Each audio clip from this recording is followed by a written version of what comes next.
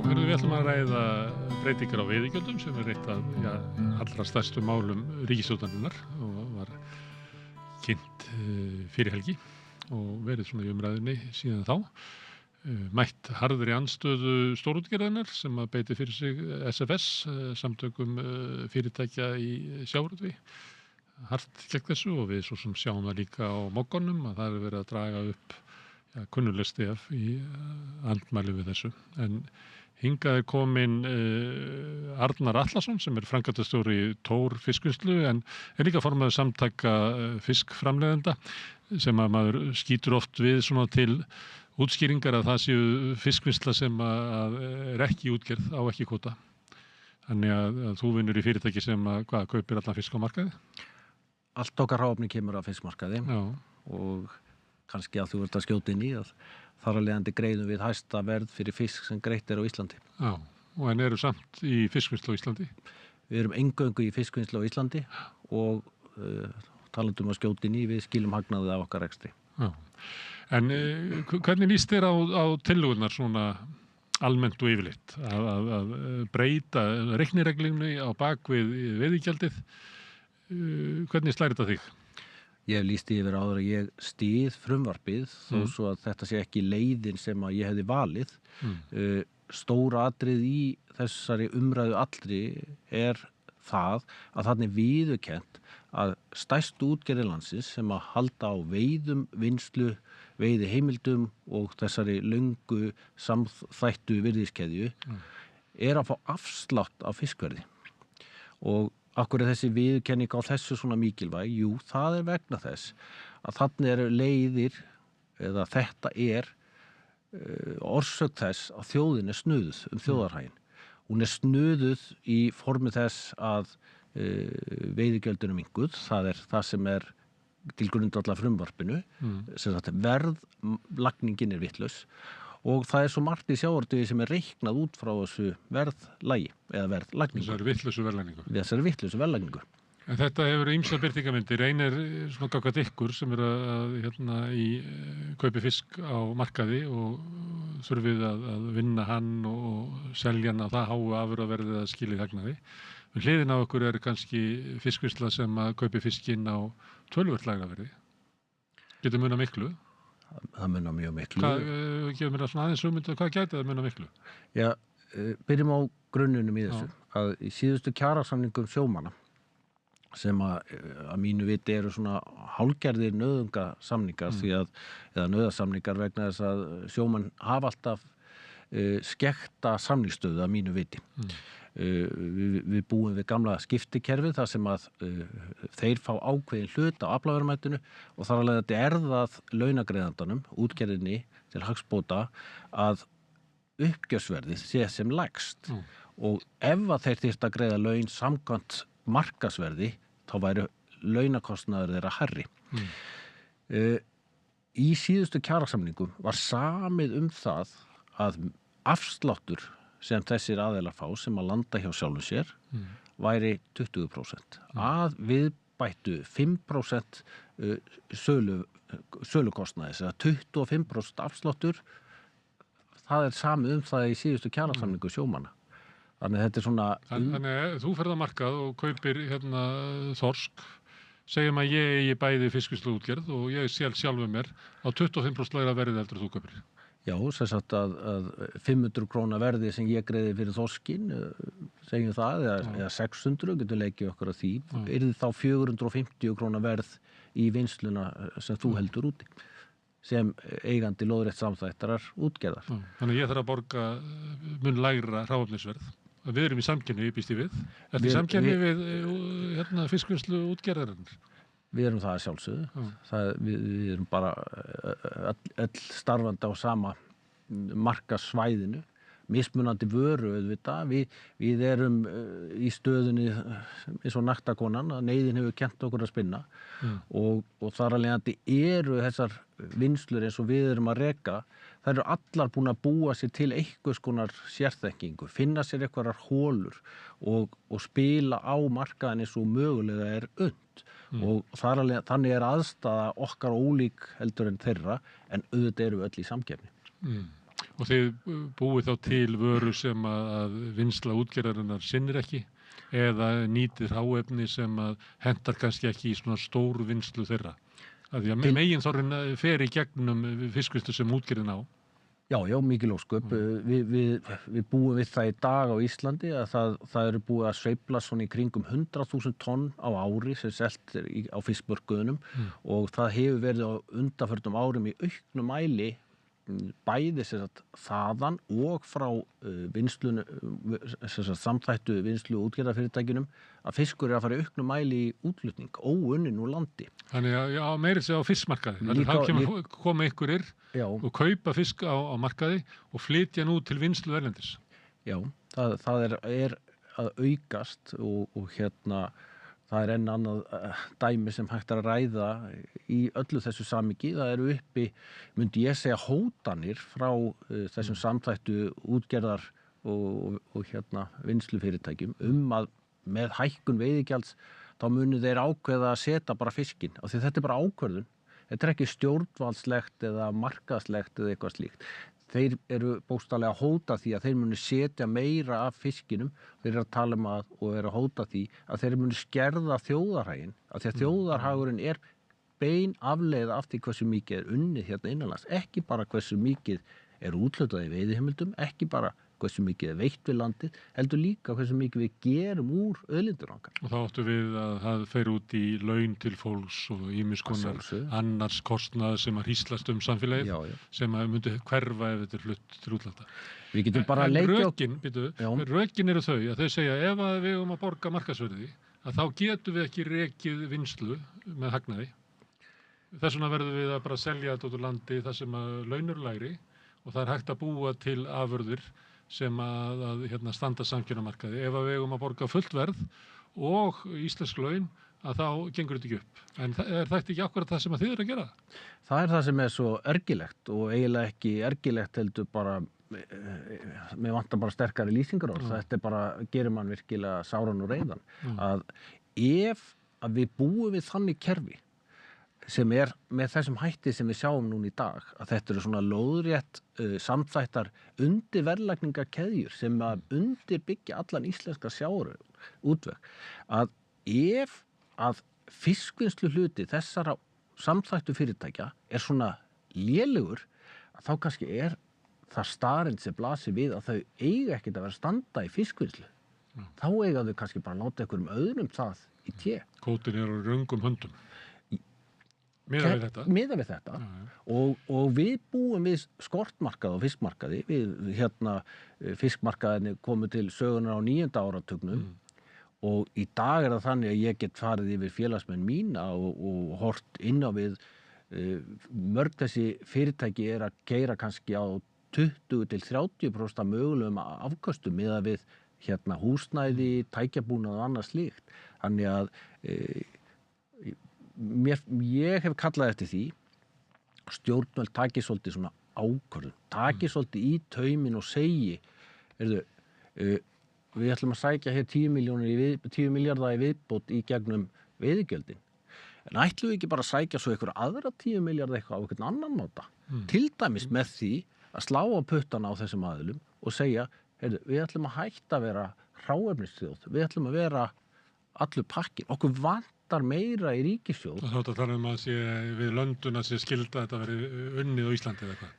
Það er ýmsar leiðir. Eða einhver hlutfall sem að megi flytja út ferskt sem að sannanlega er þá flutt ferskt á neytendamarkað en ekki flutt út til vinnslu.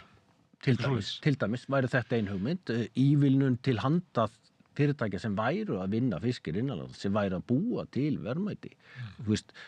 Þessi 50.000 tonn sem er svona tala sem hefur verið hent á loft, þetta er kannski hráefni upp á 20 milljarða. Og ef þú tala við fulltrúa þessa aðila erlendis, til dæmis út í Grimsby eða Hollandi eða hvar sem er, þeir horfa á þennan fisk upp á 20 milljarða sem kemur óunnin til þeirra sem brjálæðislegt tækifæri til verðmætasköpunar, atvinnusköpunar, en akkur getum við þá ekki snúið aðeins tilbaka og horta á þetta sem sama brjálæðislega tækifærið hér heima Ég bara kalla eftir því hjá stjórnvöldum að þau horfi á þetta og velti fyrir sér í hvaða stöðu erum við í dag. Við hreyfum við einni jöfnu og þá virðast allt tappborðið fara af stað og hótunin eru uppi að ákvörðun verður tekið að setja meiri fisk í gáma. Vegna þess að nota bene markaðslögmálunum hefur verið treyst fullkomlega til þess að skila mestri afkomu inn í ríkissjóð. Það má líka líta á veiðigjöld sem ákveðna uppgjöf stjórnvalda gegn því að tekjuskatturinn eða afrakstur af auðlindinni sé ekki nægjanlegur. Það er típist þannig hjá stjórnvöldum þegar þeim finnst þau ekki fá nóg að þá eru þau oft í svo erfiðri stöðu að þá er settur á flatur skattur eins og veiðileyfagjöldin eru. Skilur við hvað ég er að fara að þú myndir vilja að sjávarútvegurinn yrði öflugri hérna innanlands og þann myndi skila inn alls konar tekjum inn í ríkissjóð. Já. Og þá þyrfti kannski ekki að vera með veiðigjöldin væri alltaf ekki að vigta jafn þungt og þau gera núna í umræðinni. Er það meira það? Það er akkurat það sem ég meina. Ég er ekki hagfræðingur en það litla sem ég veit hagfræði er að þegar þú skekkir þessi öfl þá verður einhvers konar allra tap. En við höfum svolítið talað einhvern veginn var svo krafa og sjómenn hafa haft hana að allur fiskur á markað og áður en við komum að því að raunverulega eru tillögur ríkisstjórnar ekki það heldur eru þær að reyna að hafa viðmiðun á markaðsvirði á þessu markaði. Ef að stjórnvöld myndu taka undir þá kröfu allur fiskur á markað þannig að allar vinnslur eru þó bara að keppa á markaði hráefnið. Mundi það ekki leiða til þess að afurðaverð til ykkar, þessu hráefnisverðið myndi lækka? Ef allur fiskur fær á markað, þá það ekki, að því hann er einhver leyti yfirspenntur markaðurinn núna vegna þess hversu lítið kemur inn á markaðinn og þú ætti að segja að mörg af ykkar fyrirtæki gætu verið með 20% meiri framlegð og fleira ef það hefðu nægt hráefni, þá reikna ég með að markaðurinn sé svolítið yfirspenntur. Mundi það ekki leiða til svona að það fær ekki niður í 25% afsláttinn sem útgerðin fær, heldur einhver staðar kannski eitthvað aðeins niður. Nú er það þannig að í dag er fiskvinnsla án veiðiheimilda rekin með hagnaði og það er grundvallar atriðið og almennt er það þannig í góðri samkeppni eins og við erum að óska eftir og eins og samkeppniseftirlitið hefur ýtt að stjórnvöldum að tryggja að þá keyra fyrirtækin almennt að svona þolmörkum. Þannig ég sé fyrir mér að til skamstíma myndi verð lækka. Þegar þú eykur framboð þá lækkar verð til skamstíma. Til lengri tíma þá sé ég ekki að það myndi gerast. Já, ég vil hækka vegna þess að það eru fleiri sem hefur möguleika á að þróa fiskvinnslu sem að gæti staðið undir hærra verði. Já, og það er þrýsta verðinu. Algjörlega.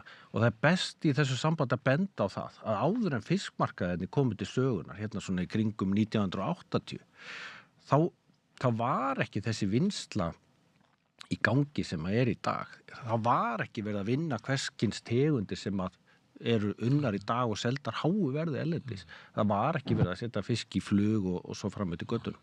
Við erum bara afgreitt í blokk.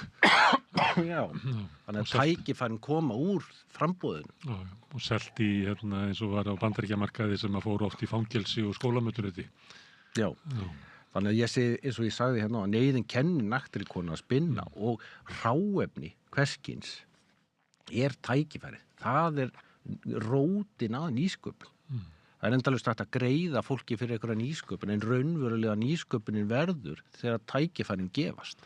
En nú eru tillögur ríkisstjórnar ekki það að allur fiskur fari á markað, ekki að viðskipti fari fram á markaðsverði, heldur bara útreikningurinn á veiðigjaldinu. Já. Sem er svolítið sérstakt. Já, því þá segir ríkið að við erum hlunnfarin í þessu verðlagningu sem að þið eru með ykkar á milli, það sem að sami maðurinn að selja sjálfum sér. Við erum hlunnfarin og við viljum fá það leiðrétt. En það eru miklu fleiri sem eru hlunnfarnir. Það eru sjómennirnir, það eru hafnagjöldin. Það má halda því fram að það komi fram meðal hans í útvarpstekjum og þessu sveitafélögin sem að verði af. Þannig að þetta er svolítið sérstök svona leiðrétting þar sem að bara veiðigjöldin eru leiðrétt en margt annað skilið eftir óbætt hjá Garði.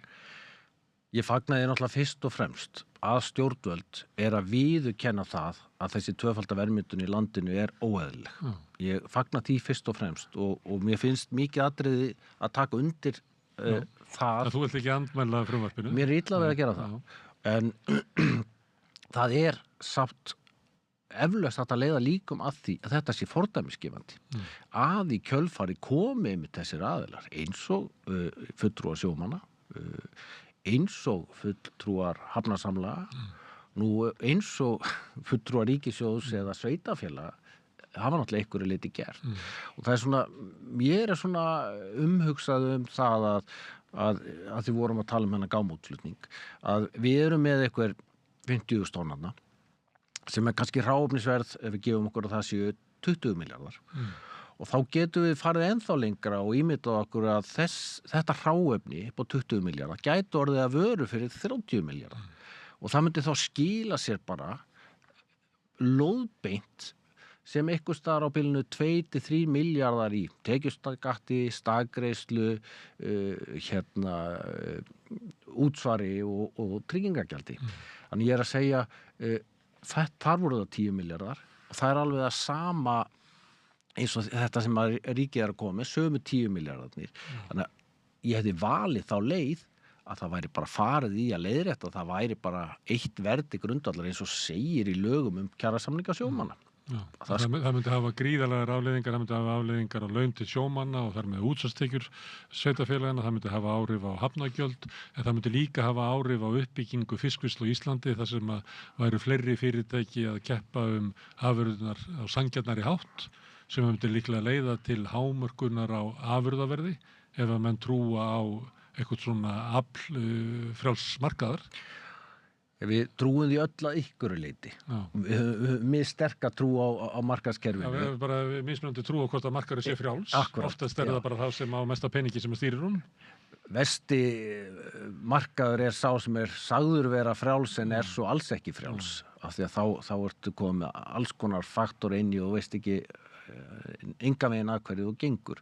Og ég held að almennt væri það best, en ég ítreka það sem ég sagði áðan, að stjórnvöld oft komin upp við vegg og ég upplifi það eins og Hanna Katrín og Daði komu með í kynningu daginn á frumvarpinu. Að þau voru algjörlega furðu lostin yfir því af hvaða tekjum ríkið hefði orðið. Þannig ég skil vel að þau vilji bregðast við með mjög snöggum hætti. En ég ítreka það líka sem ég sagði að ég held að þetta sé fordæmisgefandi. Og við munum sjá bara að verði uppgjöri þessi markaðsverð versus afsláttarverði í innviðaviðskiptum muni nálgast hvort annað. Ég held að þetta sé fordæmisgefandi og muni leiðréttast á löngu tíma. Það ekki kannski líka þannig að stjórnvöld munu neyðast til þess að ýta undir það að allur fiskur fara á markað því að það verður ábyggilega mjög mikil lögfræðileg flækja að ætla að sýna fram á það að skattlagning af ímynduðum viðskiptum sem ekki fóru fram haldi. Já. Ég held að séu margar lögfræðideildir núna alveg á fullu tilbúnar. Og það að viðmiðunin á þegar var seldur einn farmur af loðnu á Fáskrúðsfirði að viðmiðunin við veiðigjald viðkomandi skips miðist við verð sem var í sölu á loðnu sem var landað í Tromsö. Það mikil sóknarfæri held ég þarna í að lagfæra þessa verðmyndun í heild sinni og sko ég hef ekki talað þannig að allur fiskur eigi að fara á markað. Mér hefur fundist eðlilegra að segja að allur fiskur eigi að seljast á markaðsverði. Sem eiginlega kerfi sem þetta vísa í sem í Noregi, þar sem að þeir eru með svona að þegar að viðskiptin eigi sér stað þá taka þau mið að markaðsverði. Já.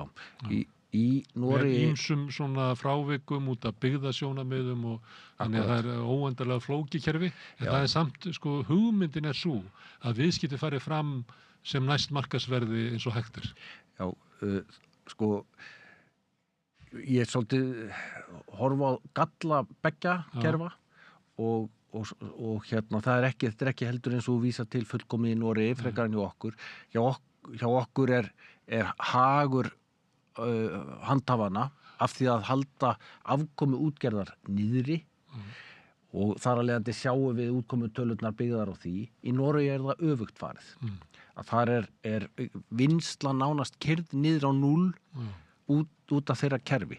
En munurinn er samt sá að þar greiða menn miklu líkara verð fyrir hráefnið heldur en við erum að gera hér. Við höfum séð allt upp í 45% verðmun á markaði og í beinu viðskiptum og það getur ekki talist annað en óeðlilegt. Og sko það sem að mér finnst líka gott verið að drepa málin og dreif, ef við hugsum bara venjulegt launauppgjör að þá og það á við lang flestar útgerðir landsins að þá er eitthvað launatímabil, oftast mánuðurinn eða kannski skilin eftir síðustu dagarnir í mánuðinu, segjum bara 27. til 25. Og þetta er gert upp mánaðamót til þess að sé smá tími til að gera launauppgjörið. Markaðsverð á fiskmarkaði liggur fyrir samdægurs. Þannig að það þarf ekkert að vera eitthvað svona eiginlega mér að sletta delay eða seinkun á því að reikna það út. Það liggur fyrir samdægurs. Þannig ég er að segja að við hver mánaðamót þá er engin ástæða til að bíða eitthvað og halda fundum eitthvað fiskverð eitthvað staðar norður á Akureyri.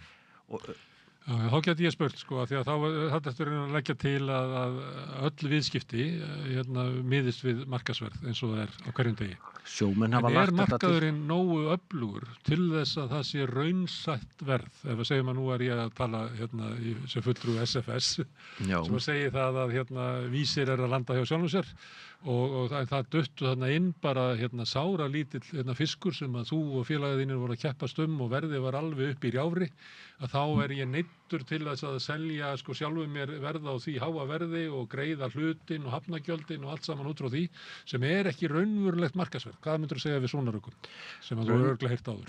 Raunverulegt markaðsverð er náttúrulega það verð sem að hægt er að fá fyrir hvers konar vöru hverju sinni. Það getur verið svona mikið sem fór á markaðinn en ég var að landa svona miklu sko. Það er samt staðreynd að við erum að selja 100.000 tonn á markað á hverju ári sem er ansi stór partur af þessu öllu saman og við þurfum að komast út úr því umhverfi að það sé hægt að drepa málum og dreip á þennan máta. Það er í hæsta máta óeðlilegt að það sé ekki best að selja gegn hæstaverði. Það er bara í hæsta máta óeðlilegt og það þarf að sjálfsögðu eins og nefndir á hann að leita jafnvægis en þetta er ekki rök sem halda. Ef er markaður með hrávöru og menn kjósa að selja á lægra verði þá bendir það strax til þess að markaðinu sé mengaður. Að það sé eitthvað í ólagi sem að blasi við hjá okkur. Já, og óbreytt kerfi þegar það er að skoða eins og þú segir að ráðherrarnir hafi orðið hissa þegar sáu hvað það var stórkostlegt að þetta er náttúrulega gríðarlegt tap fyrir sjómenn, þetta er gríðarlegt tap fyrir sveitarfélögin, þetta er gríðarlegt tap fyrir þjóðarbúið allt á að hafa kerfið eins og hefur verið hingað til. Við erum að tapa sko tugum milljarða. Já, ég reyndar finnst þetta eiga við margt annað hjá okkur. Mér finnst það bara svo ríkjandi krafa sterkra fyrirtækja að þeirra ansvar til þjóðfélagsins sé að skaffa atvinnu og við heyrum allt of oft í umræðunni að fyrirtæki er ekki að tala eigin gjöld til hins opinbera. Þau fara alltaf að tala hvað? Skattasporið, vinsalegasta orðið í umræðu í dag er þetta blessaða skattaspor. Veist, ef við ekki bara hægt að tala frekar þetta skattaspor. Ef að starfsmaður er að vinna hér, þá er eins og fyrirtæki eigi orðið skattinn hans. Hvað er allir þetta enda? Ætlar að líka taka virðisaukaskattinn sem að var af brauðinu eða sjónvarpinu sem starfsmaður keypti og halda svo endalaust áfram. Þetta er mjög ótrúlega skringileg hugmynd þetta skattaspor. Er hvað ég var að nefna, pósturinn eða ríkisútvarpið, eru þeir með skattaspor? Þetta er, ég held að þetta sé algjörlega, þetta er eitthvað sem þarf að ráðast á, þetta er nánast eins og meinsemd til að slá ryki augun á fólki, skattaspor og afvegaleit störf. Rosalega skrítin umræða. Við erum með auðlindirnar okkar og við eigum að gera þá kröfu að það skili okkur hag í heimilisbókaldið okkar. Við erum bara smá þjóð sem eigum að geta gert þessa kröfu. Eins og það var miklu meira það voru miklu fleiri sem unni í sjávarútvegi hér bara fyrir stöðu síðan. Það var náttúrulega velvæðing og í fiskvinnslunar og fleira sem að útrýmdi störfum og eitthvað fleira. En maður myndur nú kannski halda að þróunin geti haldið áfram, að atvinnugreining geti samt haldið áfram að byggjast upp. En ég ætla að spyrja það einu, það er annað sem að ríkisstjórnin er með á takteinunum. Það eru 48 dagarnir í strandveiði. Hvaða gildi hafi strandveiði fyrir ykkar starfsemi? Ég efast að við værum í rekstri ef að strandveiðar hefði ekki komið til. Strandveiðarnar sérstaklega núna eftir þessa breytingu eru gríðarlega jákvætt innskot í þessi viðskipti í heild sinni á gríðarlega mikilvægum tíma sem er sumartíminn. Eftirspurn eftir ferskri sjávarvöru er mjög mikil og sérstaklega úr þessum nýveidda línufiski, því að þarna erum við að tala svona ferska neytendavöru sem mikið er beðið En ég hef heyrt svona fulltrúa SFS og fólk svona sem er með þeirra svona orðræðu í samfélaginu að það sé þvert á móti þannig að verðmæti afla sem að stórútgerðin fangar sé miklu meira heldur en smábátana, það sé illa farið með aflaðar, það sé illa ísaður og þetta sé hráefni sem að það er. Þú ert ekki saman að þessu?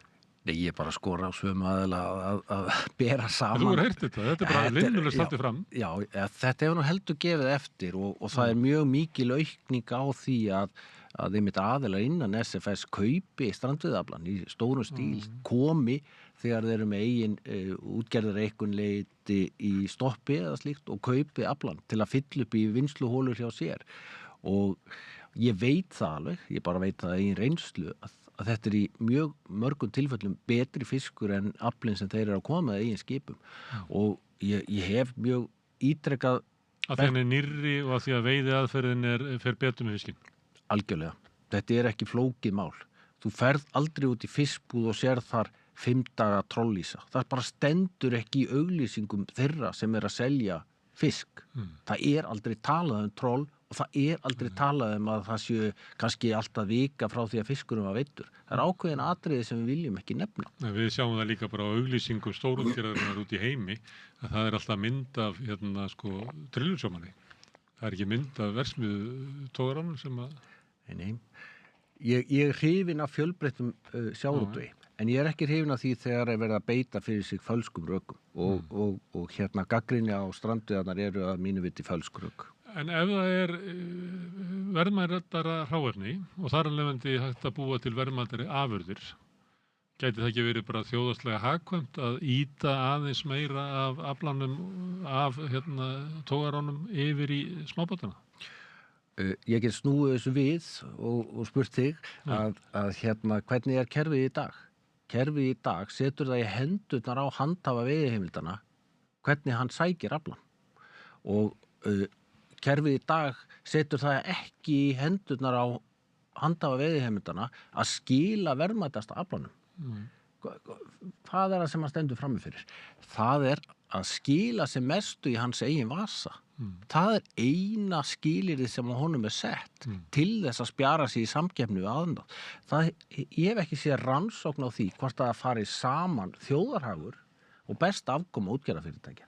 Það ætti að vera hægt að reikna það út með því að finna út hvert er endanlegt afurðaverð og það sem þú ert að vísa til að segjum að við ætlum að reyna að ná þúsukalli í afurðaverð að það getur kostað 800 krónur að búa það til. En ég gæti hins vegar sett lakari vöru á 800 krónur sem að kostaði mig bara 500 kall að búa til. Þá fengi ég 300 kall í vasan. Þá er þú að vísi það. Það er nákvæmlega að segja. Það ætti að vera eitthvað hvati í kerfinu til þess að afurðaverði sem allra mest, þó svo að það er meiri kostnaður á leiðinni því að sá kostnaður hríslast hagkerfið með ýmsum hætti. Það er landlægt hérna á Íslandi að það er oftrú á því að sjávarútvegurinn sé bara spjara sig svo vel að það þurfi ekkert að huga að honum. Þetta sé bara eina mjólkukúnum og þetta bara spjara sig sjálft og við eigum bara láta þetta í friði og láta þetta bara dafna. Einhverju leyti hugsað á réttan máta. Ef að þessi mjólkukú væri að skila því inn í ríkiskassan sem að ríkiskassin þarf og vill, við höfum heyrt umræðina núna, þetta dugar ekki fyrir hafrannsóknum og veiði eftirliti. Alveg ótrúleg staðreind. En sko, mér finnst vanta bara að stjórnvöld setjist niður, búið sér til stefnumótun og komi einmitt inn á þetta. Hvort það þjóðarhagurinn eða afkoma fyrirtækjana sem við viljum horfa á. Það ekki endilega sama sem merkið þarna á milli. Þetta eru 2 stór mál sem eru veiðigjöldin sem ríkisstjórnin með og svo strandveiðar. Það annar mál sem að ég held að sé einhvers staðar á leiðinni sem byggðakvóti sem að var í tillega í nefndinni, stóru nefndinni hennar Svandísar var nú eiginlega að láta hann hverfa inn í stóra pottin einhver leyti. Það var rætt það svona, háaða sömustu rættina voru í þá veru. En við höfum eftir að sjá hvernig ríkisstjórnin allra, það svona óleyst mál, því að byggðakvótinn hefur ekki reynst, stórútgerðin hefur fengið hluta á honum og hann hefur svona eiginlega farið inn í það. Hefurðu sjónarmið það, hvað er að gera við byggðakvótann? Mín persónulega skoðun er svo að strandveiðarnar hafi virkað miklu betur heldur en byggðakvótinn. Þannig fell þessi 2 kerfi saman. Mér hefur þótt það mikið eðlilegra og það hefur verið búið til mjög undarlegt viðskiptasamband víða út á landi þar sem að er að ræða fáa útgerðarmenn og fáa vinnsluaðila. Þannig að viðskiptasambandið eða hversu mikið útgerðarmaðurinn er byggður undir þann aðila sem heldur á byggðakvótanum býr til mjög svona annarlega hvata í viðskiptaverðinu. Þess vegna hefur mér fundist mikið eðlilegra að styrkja strandveiðikerfið. Við sjáum það bara hríslast allt land hvar þeim afla landað og það á líka að vera þá einhvers konar nýsköpunargrundvöllur og mætti þá mikið frekar velta fyrir sér einhvers konar ívilnunum eins og vorum að tala á hana ýta undir vinnslu hér innanlands. Það myndi hríslast mikið meira út úr samfélagið. Ég hef heyrt mjög undarlegt svona umtal þennan byggðakvóta. Hann hefur alls ekki allstaðar tekist vel. Nei, það hefur stundum verið bara ábendingar eitthvað sem að lítur út eins og bara spilling. Það sem verið að deila út svona gæðum. Eitt í varðandi strandveiðarnar, ef ég ber á borð svona mótrögg, þá hefur verið sagt að þeir sem eru á strandveiðum, þetta getur nú verið að vera ykkur kennarar fyrir sunnan sem að koma þarna og Borgarfjörð Eystri eitthvað yfir hásumarið og það kemur ykkur fiskur inn og þarf þá að vera í einhverju vinnslu sem að síðan fær enga fisk yfir veturinn og þetta er auðvitað bara skekkir alla svona uppbyggingu sjávarútvegs. Hvað segir við þessu? Get ekki alveg verið kennarar og leigubílstjórar borði í frystutogurinn landsins? Nei, það er nú mest svona atvinnusjómenn. Strandveiðisjómenn eru náttúrulega stundar strandveiðar að atvinnu. Já, ég segi þessi allan á þessi ring. Já, akkurat. Það er gríðalegur fjöldi kennara útskrifaður úr kennaraháskólanum. En þeir eru ekki allir að vinna sem kennarar og mér hefur alltaf fundist þetta hálf undarleg rök. Það verið að reyna að tala svona atvinnugrein sem hálfgett svona hobby og sé ekki ekta. Já, en sko, ég held við eigum mikið frekar að stuðla að þessu og ég held að Og þú horfir fyrst og fyrst út bara afurðaverðin og hráefnið er betra, afurðaverður er herra. Og ímyndin er betri líka. Við mögum alls ekki gleyma því. Við stóðum frammi fyrir þessum svokallega vatneradómi fyrir orðið allmörgum missurum þar sem að Mannréttindadómstóllinn ályktaði atvinnufrelsi og þetta er svona einhverju leyti leið stjórnvalda til að verða við því ég veit ekki hvort á að kalla ákalli eða hvað skal kalla það og ég held að heildarímynd íslensk sjávarútvegs væri og er miklu betri ef við erum með þetta strandveiðikerfi og reynum frekar hlúa að því heldur en að tala það niður. Ég held að það sé sterkara fyrir heildina af því ég vil ekki bara tala fyrir sjálf mig og þá því ég stend fyrir en maður dettur alltaf í það auðvitað það í þau skref sko. en ég held að það væri farsælast fyrir allt og alla sem í greininni starfa. Herðu, Arnar, gott að fá þig hérna til að tala þessar miklu breytingar sem eru framundan í bæði sambandi við veiðigjöldin og svo strandveiðarnar og kannski mun ríkisstjórnin halda áfram. Mér finnst það svona hljóma svolítið að þegar þau eru búin að stíga þetta skref þá hljótaðu einhvern veginn að leita einhverju skrefi til þess að ýta markaðsverðinu eða þess að öll viðskipti verði á markaðsverði. Það skildi vona það. Kærar þakkir. Kærar þakkir. En við ætlum að vera áfram við rauða borðið að reyna að skilja þetta samfélag og þennan heim sem við lifum í sem alltaf verður að breytast. Við reynum að hanga í skottinu. Þú ert að hlusta á Samstöðina. Róttækt sjónarhorn á atburði dagsins.